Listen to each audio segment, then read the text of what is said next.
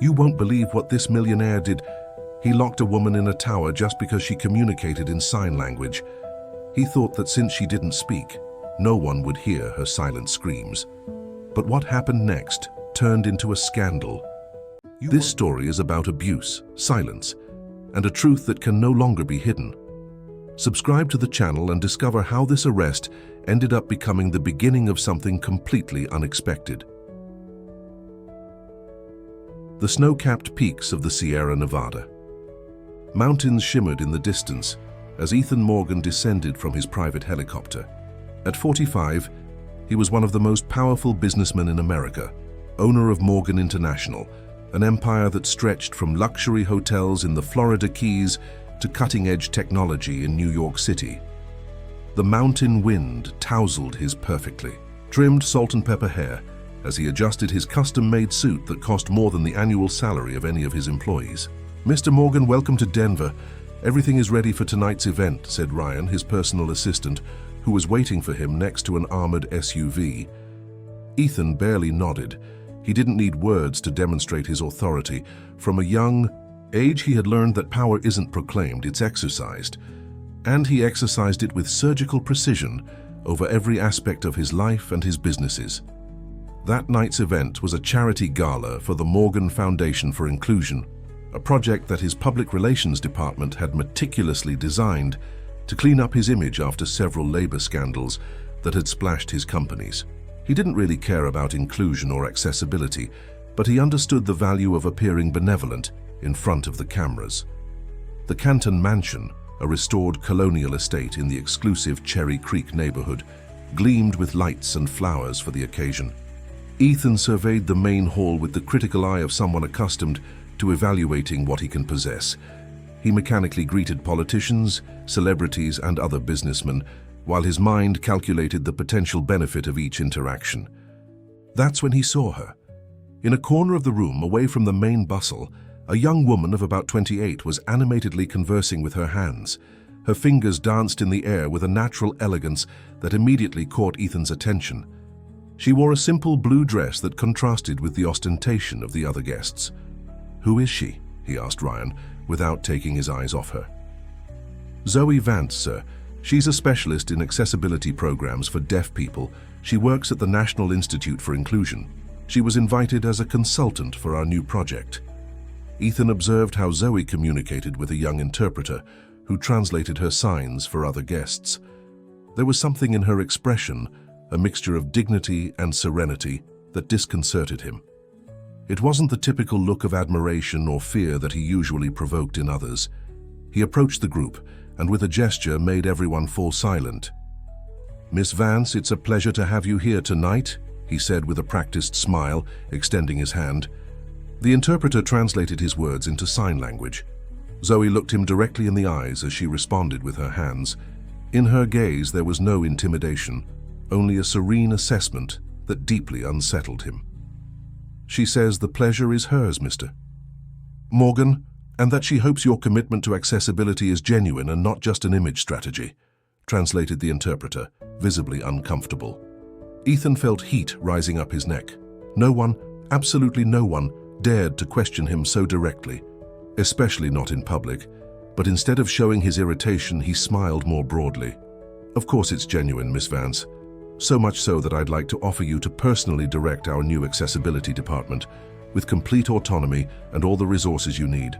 Surprise crossed Zoe's face, who exchanged some quick signs with the interpreter before responding.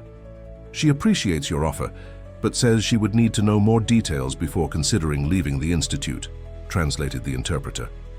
"I'll expect you tomorrow at Morgan International headquarters. I promise you won't regret it." During the following week, Ethan deployed all his charm and resources to convince Zoe. He showed her plans for adapted work areas, generous budgets, and promised her a complete team of interpreters and accessibility specialists. The contract he offered tripled her current salary. What Zoe couldn't know was that, behind every promise, Ethan only saw a challenge. Something in this woman's independence and silent dignity had awakened his darkest side. It wasn't desire that he felt, but the need for control. He had never found someone who seemed so immune to his influence. 2 weeks later, Zoe showed up at Morgan International headquarters for her first day as Director of Accessibility and Inclusion. She brought with her projects and ideas that she had developed over years. However, upon arrival, she found an empty office. There was no team of interpreters, no specialists, not even the basic materials she had. To request it, only Ethan was waiting for her, seated behind an imposing mahogany desk. "Welcome to Morgan International," he said, knowing perfectly well that without an interpreter, she could only partially read his lips. Zoe looked around, her expression transforming from expectation to confusion.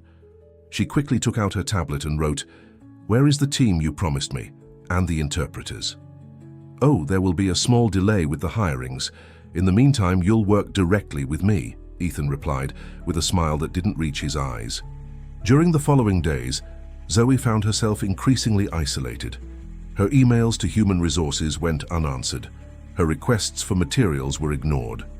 And most disturbing, Ethan constantly appeared in her office, observing her work, studying, each of her movements as if she were an exotic specimen. One afternoon, frustrated and determined, Zoe entered Ethan's office with her resignation written on a tablet. She placed it in front of him with determination. Ethan read it slowly, showing no emotion. Then, instead of signing it, he wrote, "On a piece of paper. Before accepting, I invite you to spend a weekend at my residence in the mountains. I have a proposal that might interest you. If after hearing me out you still want to resign, I'll sign your letter without objections." Zoe hesitated. Every instinct told her to reject the invitation, but she also knew that Morgan's resources could make a real difference for the deaf community if she managed to convince him to implement genuine inclusion programs. After considering it, she nodded. Ethan Morgan's residence, known as the Overlook, rose majestically on a cliff in the Rockies, 2 hours from Denver. It was an impressive blend of modern and colonial architecture, with huge windows offering panoramic views of the valley and surrounding mountains. A helicopter descended on the private helipad, bringing Zoe and Ethan. "Welcome to my true home," Ethan gesticulated exaggeratedly so she could understand his lips as he helped her descend. Zoe observed with amazement the property that stretched before her. Immaculate gardens, a pool that seemed to merge with the horizon, and a stone tower that rose at the northern end of the property like a vigilant beacon over the valley. The housekeeper, Mrs. Susan Bridges, a woman in her 60s with a severe face and alert eyes, greeted them at the main entrance. Her expression softened slightly upon seeing Zoe, but returned to its usual rigidity when Ethan gave her instructions about the luggage and the guest's room. "Miss Vance will stay in the East Wing suite. Make sure she has everything she needs, but no one is to disturb her without my authorization." Zoe noticed something strange in Mrs. Bridges' gaze, a mixture of resignation and silent warning, but she attributed it to the formality of domestic service in such an opulent house. The assigned suite was splendid, a spacious room with a king-sized bed, designer furniture, and a private balcony with views of the sunrise over the mountains. But the first thing Zoe noticed was the absence of a signal on her cell phone. She tried to connect to the Wi-Fi but needed a password that hadn't been provided to her. During dinner, served in a dining room with a capacity for 20 people, but where only the two of them were present, Ethan deployed all his charm. He had hired a sign language interpreter for the occasion, which allowed for a fluid conversation for the first time since they had met. "As you can see, Zoe, when I want to do things right, I spare no resources," said Ethan, savoring his red wine. "Imagine what we could achieve together at Morgan International with this same dedication." "Why then were there no interpreters or equipment in my first week?" she asked directly through the interpreter. "I wanted to know your true character. See how you handle adversity," he replied, with a smile that didn't entirely hide his coldness. "In business, Zoe, having talent is not enough. You need tenacity and astuteness. You have demonstrated both qualities." Zoe wasn't satisfied with that answer, but decided to play along a bit more. During the evening, Ethan presented her with an ambitious project, a complete adaptive technology center within the Morgan conglomerate, with her at the helm. He showed her renderings, budgets, and even a draft of an advertising campaign. "Think about it tonight. Tomorrow we can discuss the details, concluded Ethan, dismissing the interpreter with a gesture. The next morning, Zoe woke up determined to return to Denver. The project was tempting, but Ethan's controlling attitude and the isolation of the property increasingly disturbed her. She went down to the dining room where she found Ethan having breakfast alone. She wrote on her tablet, "I want to return to the city today. I need time to think about your proposal." Ethan read the message calmly. "Of course, but first I'd like to show you the surroundings. There's an impressive view from the trails. After that, I'll have the helicopter prepared." Zoe reluctantly agreed. Perhaps a walk would help her clarify her ideas about the job offer, which, despite everything, remained a unique opportunity. They walked along a wooded path that wound through the property. Ethan went in front, occasionally pointing out some exotic plant or a particularly beautiful view. Zoe noticed they were getting further and further away from the main house. At one point, she decided they had gone too far and gestured that she wanted to return. Ethan pretended not to understand her and continued advancing. Frustrated, Zoe decided to turn around on her own. It was then that she noticed two men, dressed in what appeared to be security uniforms, following her at a prudent distance. When she tried to pass by them, one stopped her with gentle but firm force. "I'm sorry, miss, Mr. Morgan has asked us to accompany you back by the main path. This forest can be dangerous if you don't know it well." Without warning, they escorted her back to the house, but not to her suite, rather to a hall on the ground floor where Ethan was already waiting, reviewing documents. "Ah, I see you decided to come back," he said, feigning surprise. "Did you get lost on the trails?" Zoe wrote furiously on her tablet. "Your guards didn't let me return alone. What's going on here? I want to leave right now." Ethan read the message and his face changed. For the first time, he dropped the mask of courtesy. "I'm afraid that won't be possible for now, Zoe. You see, I've invested a lot in you and this project. I can't allow you to leave without at least considering it adequately." Days turned into a week. Zoe discovered that all communications were controlled. There was no phone signal on the entire property, internet was restricted, and the employees, although courteous, avoided helping her. Ethan made sure she had everything she needed materially, clothes, books, even electronic devices, but with no way to contact the outside world. Her only hope appeared unexpectedly one afternoon while she was exploring the kitchen. Matthew, Lewis, a young man in his 20s who worked as a kitchen assistant, approached her when she was alone and, to her surprise, began to communicate in sign language. "My sister is deaf," he explained with his hands. "I know you're trapped here. I've seen this before." Zoe felt her eyes filling with tears of relief at being able to communicate freely for the first time in days. "Can you help me get out?" she asked with urgent signs. "Not directly," Matthew replied. "The guards check everything and everyone, but I can help you understand this place, to survive while we find a solution." In the following days, Matthew became her only ally. In secret, he revealed crucial information. She wasn't the first woman Ethan had brought to the Overlook. There had been others before her, women who had somehow challenged or intrigued Ethan, who had remained on the property for varying periods before disappearing from the public radar with plausible explanations. "What happened to them?" asked Zoe. "Nobody knows for certain. Some apparently accepted jobs abroad, others simply vanished from public life. Ethan has enough power to create any story." One night, Ethan organized a formal dinner just for the two of them. He gave her an intense red designer dress and asked her to wear it. Zoe refused, presenting herself in her own clothes. Fury flashed in Ethan's eyes, who canceled the dinner and sent her back to her room. The next morning, Zoe discovered that her suite had been locked from the outside. A guard informed her that Mr. Morgan had decided she would be moved to the tower for a few days to reflect on her attitude. The tower, which from the outside looked like an architectural whim, was in reality a sophisticated prison. A circular room at the top, with panoramic windows offering spectacular views, but that didn't open. Luxurious furniture, original works of art, but no exit except for a sturdy door that remained locked. There, isolated but visible from the main house like a trophy on display, Zoe understood the true nature of her situation. She wasn't a guest or a potential partner. She was a possession, a challenge that Ethan was determined to conquer. After 2 days in the tower, Zoe was released. Ethan received her in the main hall with a cordial smile, as if nothing had happened. At his side, a new sign language interpreter was waiting to facilitate communication. "I hope you've had time to reconsider our situation," said Ethan in a soft voice. "As you can see, I've hired a permanent interpreter for you. His name is Gabriel." Gabriel, a middle-aged man with a nervous expression, translated the words while observing Zoe with a mixture of compassion and fear. Zoe had spent those 2 days analyzing her situation.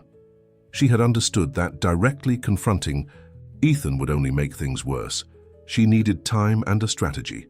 So, against all her pride, she decided to feign submission. "I understand that you want to help me in your own way," she replied through Gabriel, keeping her gaze down. "I'm sorry for being so stubborn." Satisfaction gleamed in Ethan's eyes. It was exactly what he wanted to see, the beginning of surrender. "I'm glad you understand, Zoe. I'm not your enemy. I'm probably the only person who can give you everything you deserve." During the following weeks, Zoe played the role of the captive who gradually accepts her situation. She showed small concessions. She wore the clothes he gave her, smiled during dinners, and even feigned interest in Ethan's projects, all while observing, learning, and planning. Matthew remained her secret contact. Through him, she discovered that much of the staff felt a mixture of fear and repulsion toward their employer, but the generous compensation and fear of his reprisals kept them silent. "Most only come for seasons," Matthew explained in signs one afternoon while they pretended to review a menu in the kitchen. "They work 6 months and then are replaced. That way he ensures no one knows too much." "And you? Why do you stay here?" asked Zoe. "My sister needs expensive treatments. The salary here is triple what I would earn anywhere else." One afternoon, while Ethan was attending a video conference, Zoe took the opportunity to explore parts of the house that were normally closed. With the help of a master key that Matthew had obtained, she accessed a private study in the West Wing. The room was different from the rest of the house. While other areas featured modern, minimalist decor, this space seemed frozen in time. Antique furniture, photographs in silver frames, and an atmosphere that suggested a sanctuary rather than an office. In the center, on a mahogany desk, rested a portrait of a woman with an extraordinary resemblance to Ethan. The same penetrating eyes, the same defined jawline. It must be his mother. Next to the portrait, a leather-bound book with a small lock. With trembling hands, Zoe used a paperclip to force the simple mechanism of the lock. The book turned out to be a personal diary dated 30 years ago. It belonged to Catherine Morgan, Ethan's mother. Quickly leafing through, Zoe found passages that froze her blood. May 2nd, 1994. "Today I tried to call my sister from the study phone. Edward caught me. He says it's for my safety, that there are people who want to hurt us. He has blocked all lines except his. How long will this protection last?" June 15th, 1994. Little Ethan turns 14 today. He looks more like his father every day, not just physically. He has begun to watch me too, as if he were the guardian designated by Edward in his absence. He observes me with those eyes of his, calculating even at his young age. August 30th, 1994. I have found a barely watched path near the eastern limit of the property. It could be my opportunity. Edward will be in Europe for 3 days. If I can reach the town, I could contact my family. The diary ended abruptly there. Zoe looked for more entries, but the remaining pages were blank. A chill ran down her spine as she understood the similarity of her situation with Catherine's 3 decades earlier. She heard footsteps approaching and quickly returned the diary to its place, exiting through a side door just as a guard was passing through the main corridor. That night during dinner, Zoe observed Ethan with new eyes. She no longer saw just the controlling businessman, but the boy who had learned from his father the art of emotional captivity. "You seem thoughtful tonight," commented Ethan as he meticulously cut his steak. "Anything you'd like to share?" Through the interpreter, Zoe responded carefully. "I was just thinking about how our childhoods shape who we are. What was it like growing up as a Morgan? It must have been a great responsibility. The question seemed to throw him off momentarily. His hand stopped in mid-air, the fork suspended halfway. "My father was a visionary," he finally replied. "He taught me that the world is divided between those who take control and those who are controlled. There is no middle ground." "And your mother? What did she teach you?" Ethan's face hardened. "My mother didn't understand the business world, nor the importance of our position. She was too sentimental." "Where is she now?" ventured Zoe. "That's not relevant," Ethan cut her off, and the subject was closed. The next morning, Zoe received an unexpected surprise. Ethan announced that night he would be hosting a dinner for some business associates and wanted her to attend as his companion. "It will be a good opportunity for you to see the kind of circles you would move in as director of our inclusion program," he explained, as he handed her a box containing an elegant black dress. Zoe understood the implicit message. This dinner was a test. If she behaved appropriately, she would earn privileges. If not, she would return to the tower. She decided to use this opportunity to advance her plan. With Matthew's help, she had been drawing a mental map of the property, identifying surveillance points and possible escape routes. A meeting with external guests could provide valuable information about the outside world and possibly a means of contact. The dinner turned out to be an intimate event with just 6 guests, all businessmen with severe expressions and decorative wives who barely spoke. Zoe, with Gabriel at her side translating, became the center of attention when Ethan introduced her as the brilliant specialist who will revolutionize our accessibility programs. "It's surprising how someone with her condition can achieve so much," commented one of the guests, a man in his 60s with a condescending look. Zoe responded through Gabriel. "More surprising is how someone without my condition can understand so little about basic respect." An uncomfortable silence fell over the table. Ethan quickly intervened, transforming the comment into a joke, but Zoe noticed the tension in his jaw and the promise of retaliation in his eyes. After dinner, as the guests were leaving, Zoe managed a brief exchange with the wife of one of the partners. The woman, named Victoria, seemed genuinely interested in sign language. "My niece is deaf," she explained through Gabriel. "I'd love to learn more about how I can better communicate with her." Zoe saw her opportunity. When Ethan was distracted by a call, she quickly slipped into Victoria's hand a note she had prepared beforehand. "I am being held against my will. Please contact the National Institute for Inclusion in Denver." Victoria's expression changed subtly, but she maintained her composure. With a slight nod, she put the note in her purse and continued the conversation as if nothing had happened. That night, Zoe couldn't sleep. Had Victoria understood? Would she act? Or would she go directly to Ethan with the note? Her answer came the next morning. Ethan entered her room without knocking, his face a mask of controlled fury. In his hand, the crumpled note. "I thought we had made progress, Zoe. I thought you understood your position here." There was no interpreter this time, but it wasn't necessary. His body language said it all. 2 guards entered behind him. With a gesture, he ordered them to escort her. This time it wasn't to the tower, but to a room in the basement. It was comfortable but windowless, with thick walls that isolated any sound. "You will remain here until I can trust you again," said Ethan, articulating each word slowly so she could read his lips. "And just so you know, dear Victoria and her husband just won an exclusive contract with Morgan International that they cannot afford to lose. Your note will never reach anyone." 3 days later, Zoe was released from her confinement in the basement. To her surprise, Ethan acted as if nothing had happened. He welcomed her in the garden, where he was having a late breakfast under a pergola covered with bougainvillea. Gabriel, the interpreter, was present again. "Good morning, Zoe." "I hope you've had time to reflect," said Ethan, offering her a cup of coffee, as if they were old friends reunited after a trivial difference of opinions. Zoe sat in silence, evaluating her situation. During the days of isolation, she had come to a fundamental conclusion. Her greatest power lay precisely in what Ethan saw as her weakness: silence. When Gabriel translated Ethan's words, Zoe simply nodded without offering any response. Ethan waited, irritation beginning to form at the corners of his lips. "Don't you have anything to say?" he insisted. Zoe raised her gaze and held it firmly on his, but her hands remained motionless. There were no signs, no communication.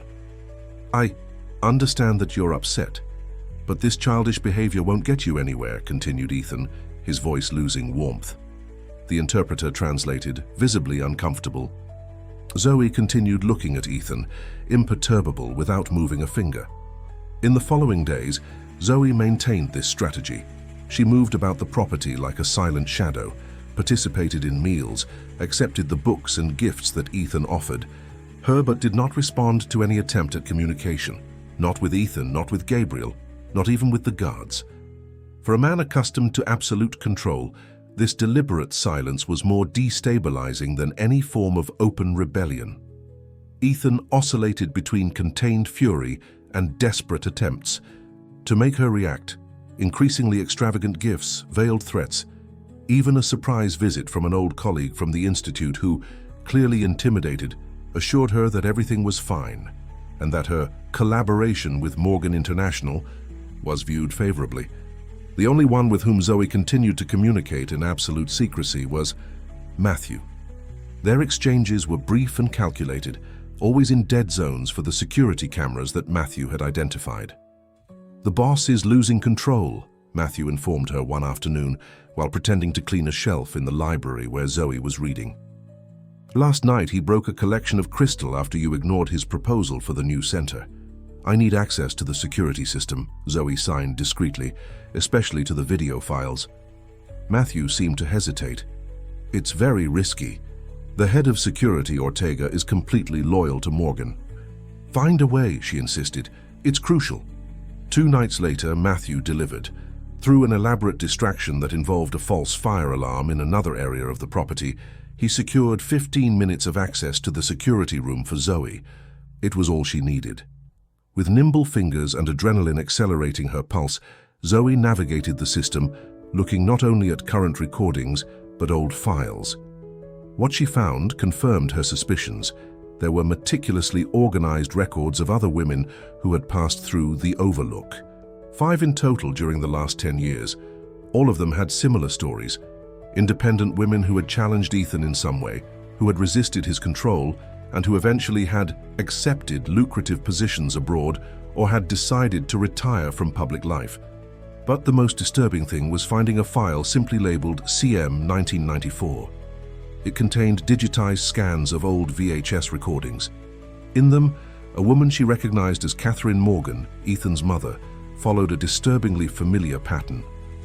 First, resistance, then isolation, finally an apparent surrender.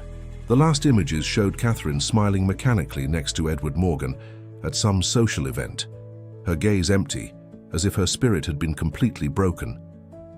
Zoe downloaded everything she could onto a small USB drive that Matthew had provided, knowing that this evidence might be her only salvation. That night during dinner, Ethan seemed especially agitated. Gabriel was not present, which was unusual. "I've decided we no longer need the interpreter," announced Ethan, articulating exaggeratedly so she could read his lips. "He's an unnecessary barrier between us."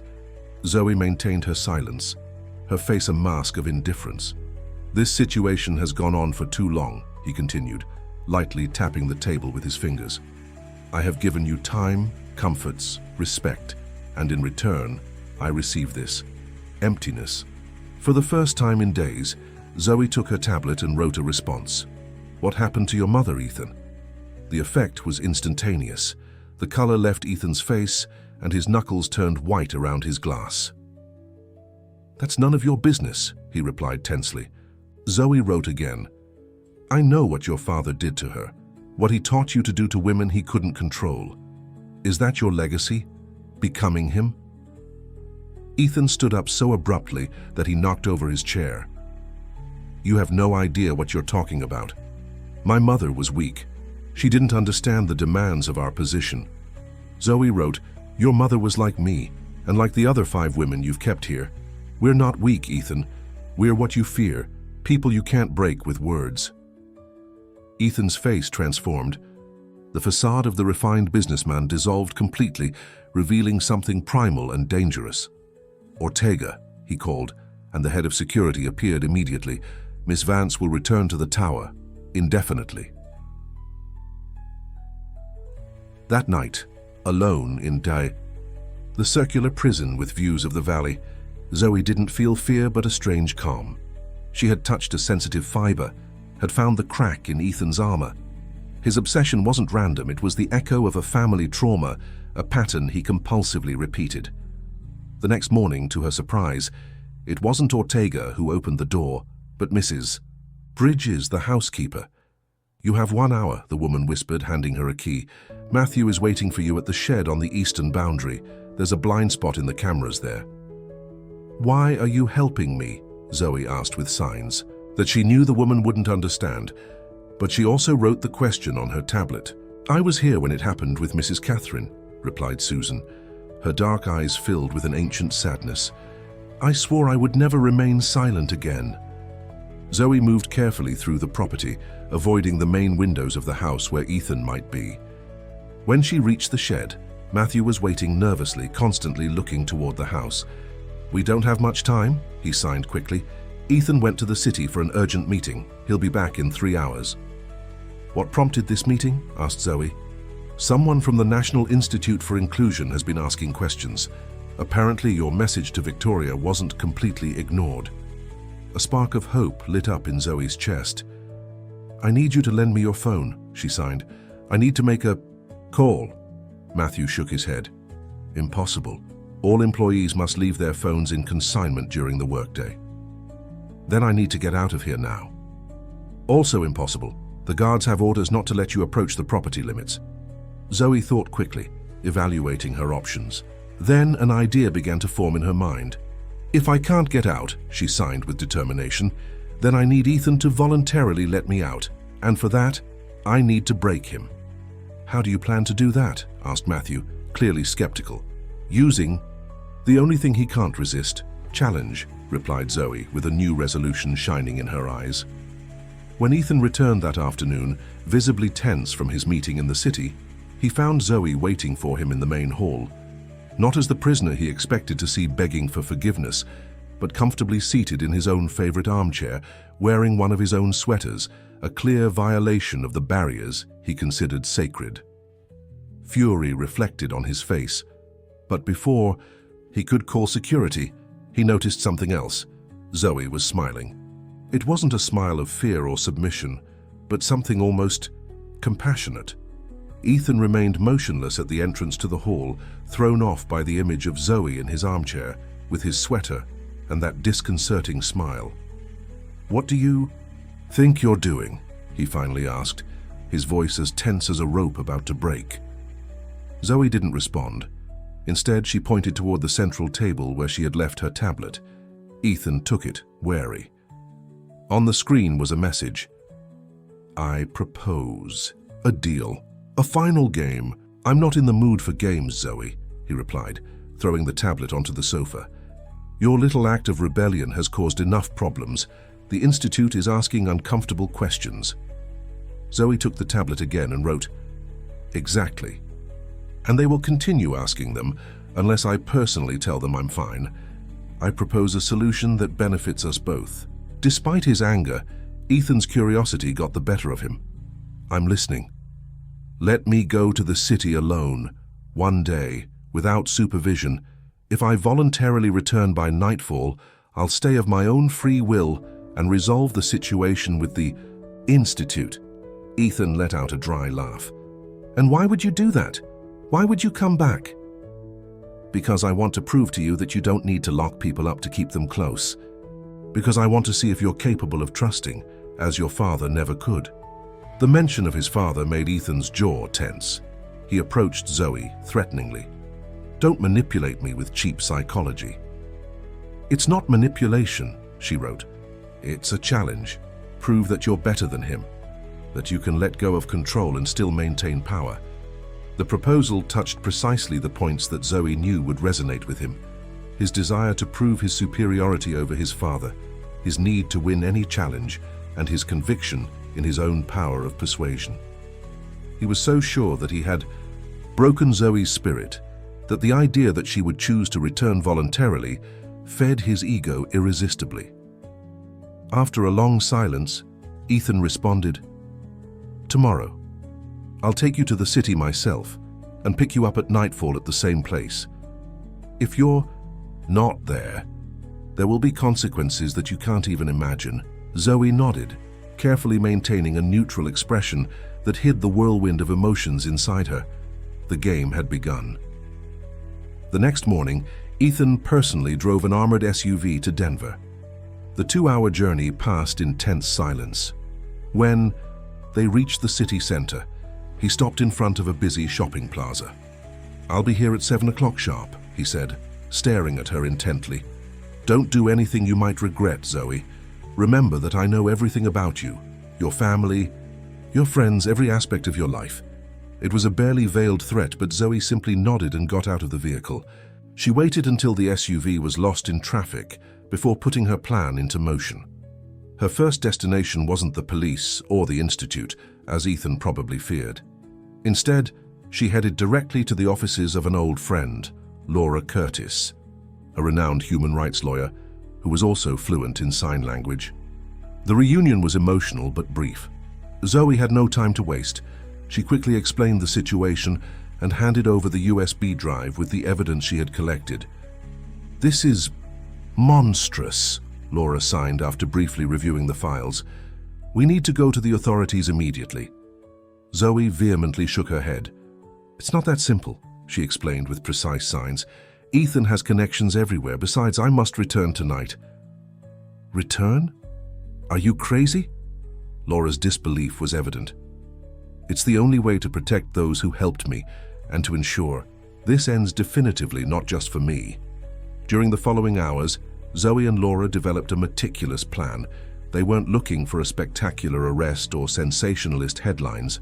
What Zoe wanted was a solution that would dismantle Ethan's power system without creating more victims in the process.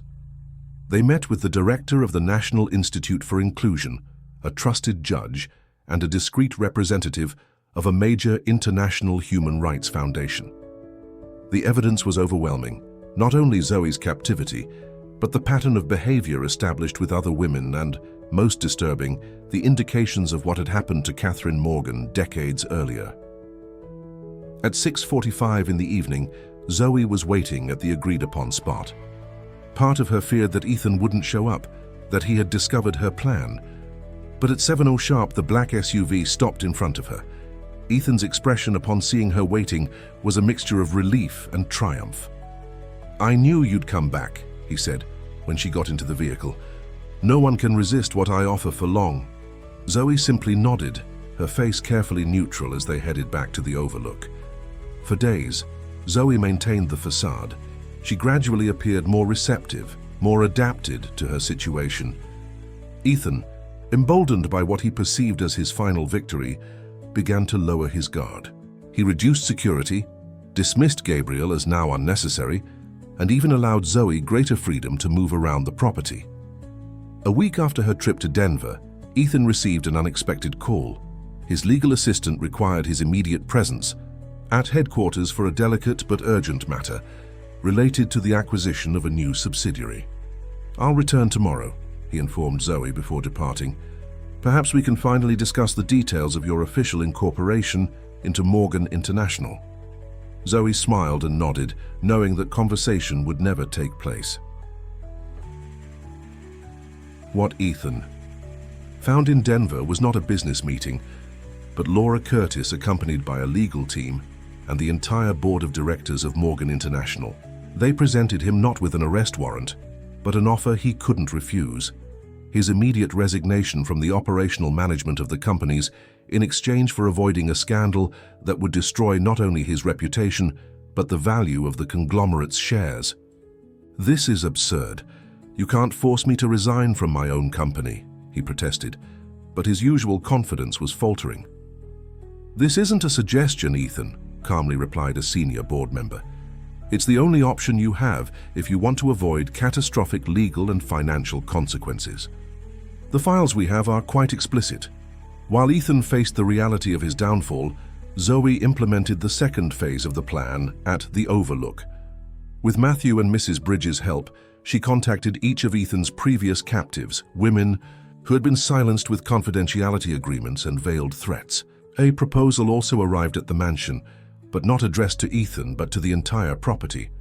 The Overlook would be transformed into a specialized center for emotional rehabilitation and therapy for women survivors of abusive relationships under the fiduciary administration of an independent foundation.